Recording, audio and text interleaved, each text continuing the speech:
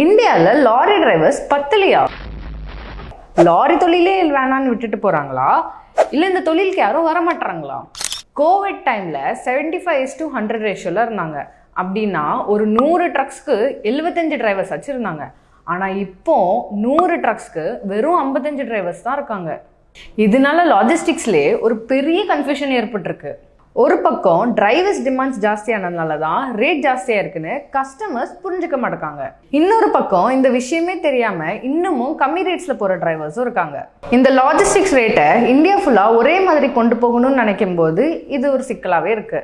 எப்படி இந்தியாவில் 100ல் 8 இளைஞர்கள் வேலை எல்லாமே இருக்கிறத ஒரு சமூக பிரச்சனையா பார்த்தாங்களோ, அதே மாதிரி 45 லட்சம் ட்ரக்ஸ் சும்மா இருக்கிறதையும் ஒரு சமூக பிரச்சனையா பார்க்கணும்.